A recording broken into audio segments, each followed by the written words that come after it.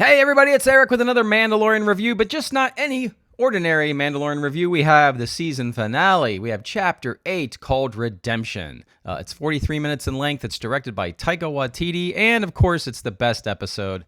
It's directed by Taika Waititi. I mean, we've got Star Wars, great Star Wars action, earned inside baseball humor.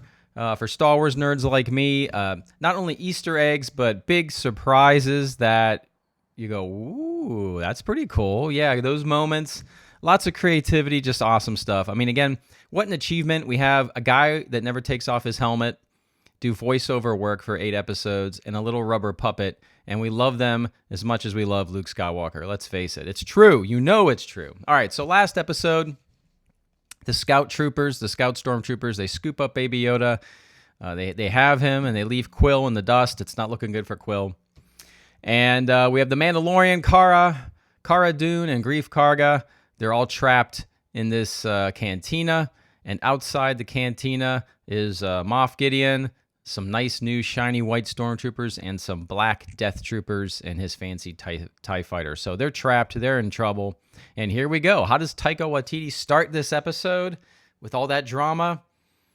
With the 2 scout troopers engaged in some water cooler talk, which is just hilarious. In typical Taika Waititi fashion. It's great. It's awesome. It's earned. It's Star Wars humor. It's what we want to see. Very funny. As an example, the stormtroopers, the scout troopers have little pistols. They bring out the pistols. They try to shoot this can. One tries to shoot the can, can't hit it, and the other one tries to shoot the can. The can's 10 feet away from them, because we all know stormtroopers can't hit anything. Very, very funny. But these stormtroopers make a big mistake. They start to hit Baby Yoda when he makes noise. That's not a good idea. And then IG-11 shows up. IG-11 was back in the Razor Crest, and he is programmed to take care of Baby Yoda. He is a nursing droid at this point. And he comes and absolutely crushes these stormtroopers in a very violent and satisfying fashion. So very cool scene. Then we cut back to our heroes in the cantina, and Moff Gideon begins to tell them that he knows who they are. He knows that Kara's real name is Kerrison Dune, and she's a rebel shock trooper, and he knows the Mandalorian is called Din Djarin. And yeah, we have the Mandalorian's real name finally, Din Djarin. And that's cool because Moff Gideon apparently has a past with Mandalore. And we know this now, and we're going to find out later he has more than just a past with Mandalore. So we do have a flashback of Din Djarin's. That flashback we've seen with his parents, that when they hide him in a bunker, and then his parents die, and then the bunker opens, and there's that super battle droid about to kill our Mandalorian hero, Din Djarin. And the robot is taken out, and we finally get to see what takes out the robot, and it is a Mandalorian. Not just a Mandalorian, a blue Mandalorian. Not just a blue Mandalorian, but a member of Death Watch. He's got the little symbol right here. So that is super cool, and we see a scene of Death Watch taking on the super battle droids with their jetpacks. Amazing, and this Death Watch member scoops our young Din Djarin and flies him away, and that'll be echoed at the end of this episode in another way, which is super, super cool. So that was really cool, and we know that now anyone found by a Mandalorian is called a foundling. So we get some new lore, some new terminology. So in the episode continues with IG-11 bringing Baby Yoda into town to the cantina, but along the way, like just annihilating stormtrooper after stormtrooper. Our heroes come out of the cantina and join the fight. The Mandalorian grabs a cannon at one point, the cannon that the snowtroopers use on Hoth called an E-Web, and starts to blow up a lot of stormtroopers. Moff Gideon shoots at this cannon, and it explodes on Din Djarin, and it really injures him. He's all bloody, and he thinks he's dying, and he's not going to make it. So they're all hiding in the cantina, and then we get our next thing that we must have an action figure of. I think they did make an action figure of this, and at the time, I didn't know if it was real or fake or made-up Hasbro stuff, but it is a flame stormtrooper. So he's a stormtrooper. He's got these red lines. All right, the power has come back on in the lair. That's a good thing. Remember, this video is for adults. Anyway, the flame trooper setting fire to the cantina. He enters the cantina. He's aiming at Baby Yoda. He shoots fire at Baby Yoda. And what does Baby Yoda do? He uses the Force. and shoots the fire back at the fire trooper, and there's an explosion. The fire trooper is out back in the street dead, I guess. And Baby Yoda, he's not OP like some people in Star Wars we've seen recently. He does that nice Force move, and then he's tired and he takes a nap because it's exhausting to use the Force in that way and control fire. Very cool, and I like how Baby Yoda's not OP, at least not yet. So we have all that, and the Mandalorian is so hurt. He tells everybody just to go away. They've been trying to open up this little sewer grate to get down in the sewers, and that's where the Mandalorians were hiding. So that was their plan. They're buying time. They finally get it open. IG-11 can open up the grate. They're all going down, and he says, everybody get out of here. I'm dying. Get out of here. IG-11 decides to stay and wants to treat and care for the Mandalorian. He's not having it. And IG says, listen, I need to take your helmet off to give you some Bacta. And he says, no living thing can see my face. It's the Mandalorian way. And IG says, well, I'm not a living thing. I'm a robot. And so he takes off the helmet, and we finally see Pedro Pascal. There he is. He's under there after all that. So, and he gets back to treatment, and all is good. And then our heroes are back in the sewers, where they stumble upon a pile of Mandalorian armor that's just been all shot up and sort of put in a pile. And when you see it, you're not sure what to make of it. So Mandalorian Din Djarin's getting all pissed off, like, what happened to my people? And he even turns on Grief, like, did you do this? But then we have the female blacksmith Mandalorian shows up. And she explains that she is there because it's her way, it's her code. She can't just leave this armor behind. It's her job to melt this armor all down, all this Beskar back down, to save it, to cherish it. So she can't just leave. She has work to do.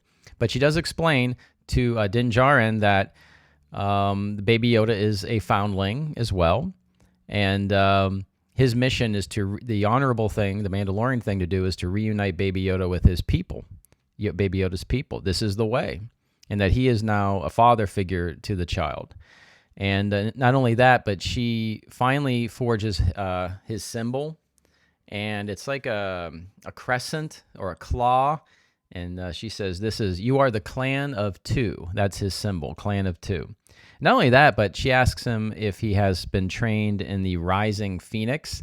And he says, yes, when I was a boy, I trained in Rising Phoenix. And then she hands him a Beskar, I think it's a Beskar jetpack. So now our Mandalorian, Din Djarin, he has a jetpack. He has his symbol for the clan of two. And awesome stuff. We need that hot toy. So I bought the Mandalorian hot toy. He didn't have any of that shiny armor. Now this one, not only is there a shiny armor Mandalorian figure, you got the new symbol, you got a jetpack. I'm going to have to check Hot Toys' website today. I have a feeling there's going to be a new figure up for pre-order. So our heroes leave. They're going to get on this ferry and try to get out of the sewers. Meanwhile, these stormtroopers stumble upon the Lady Blacksmith. And she's there with her weapons. Not her weapons, her hammers. And she's kneeling in front of her fire pit. And the stormtroopers are asking, where'd they go? Where'd they go? And then one stormtrooper makes the mistake in hitting her in the head. Big mistake. And then the Lady Blacksmith, busts out the hammers and starts taking out these stormtroopers, throws one into the fire pit. He gets annihilated. And I love the hammers because when she hits, I think it's the plastisteel of the stormtrooper helmets, they obliterate. And you can see like pieces of stormtrooper armor flying. Very, very cool. Good fight scene. I'd like to see her take her helmet off and see what's going on there. Maybe in season 10 of The Mandalorian, we'll get that. All right, so our heroes are on the ferry, and they're on like a river of lava, leaving the sewer. And we stumble upon the driver of the ferry is like, you think it's an R2 unit, but it's not a typical R2 unit. It has long legs, long arms, kind of stands up. It looks kind of intimidating.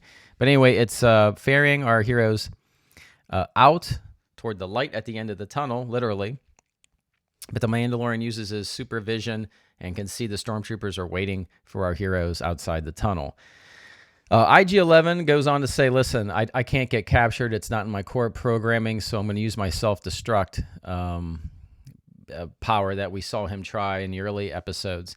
So IG-11 gets out of the boat and walks ahead of our crew, goes out to the stormtroopers, and he's kind of like in the lava. But as his last act of sacrifice, he does the self-destruct and kills all the stormtroopers, and our heroes can safely get outside the tunnel. Very, very, very, very cool. So we think our heroes are safe, but they're not safe because here comes our Moff Gideon comes in a TIE fighter.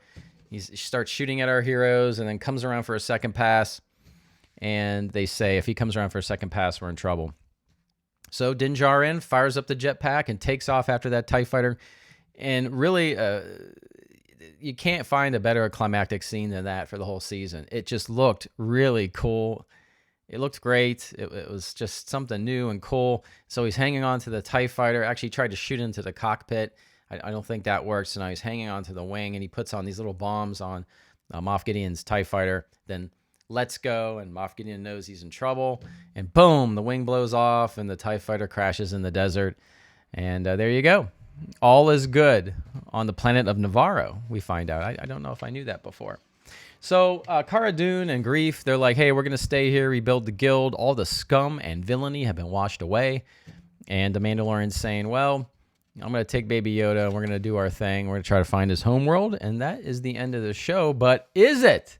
Because we cut back to the TIE fighter crashed in the desert. Moff Gideon's TIE fighter and Jawas are scavenging the TIE fighter, and all of a sudden this like light and like a blade shoots through the TIE fighter, and I was thinking, is that the dark saber?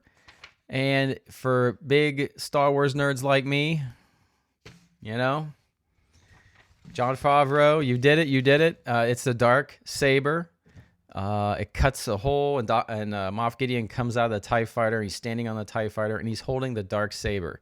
The dark saber is an ancient Mandalorian relic weapon made by the Vizslas. And the Vizslas are, at least pre-Vizsla, are the members of Death Watch. So we have the Death Watch that saved the Mandalorian as a young boy. And now our main villain is not dead. He's alive, and he's holding a Mandalorian, the relic from that clan, the Death Watch clan, the Vizslas, at least the family. So you see where this is going. I mean, Moff Gideon's obviously going to come after the Mandalorian, and the Mandalorian has an interest in getting that sword of his back. The dark saber is like a lightsaber, but it's not. It actually has more of a blade-looking thing to it, and it glows. It's black. It's a black light with like a little bit of white on the edge. So super cool from the Clone Wars animated series, which I love. I love that series. And there you go. That's how we end season 1 of The Mandalorian. This was an awesome show. What was your favorite episode? What was your least favorite episode? Probably the one where they meet the people in that little village, and there's the AT-ST. It was a good episode, probably just not my favorite, probably my least favorite. But we meet Cara Dune there. But I think she got better as the shows went on. So they've all been good episodes. This is an amazing show. Again, with so much creativity, you can see the love by each director, the actors, the dialogue, the scripts are tight. There's not only Easter eggs, but just things from Star Wars lore. The lore is very respected. Again, we got a little rubber puppet. We got a guy in a helmet, and we love them so much. It's just a real achievement here. It's the whole reason why you should buy Disney Plus is The Mandalorian. So, all right, well, leave a comment. Let me know what's your favorite episode, your least favorite episode. Who's your favorite character? Are you excited for season 2? What'd you think about season 1? If you would, hit the like button. That lets YouTube know I'm alive. I would greatly appreciate that. If you're new here, please subscribe because I talk about everything in pop culture all the time. That's what I do here, and I'd love to hear from you. All right, well, with that, we have to wait a year for season 2. That really sucks. All right, with that, everybody have a good day, a good night, and as always, I will see you on the new.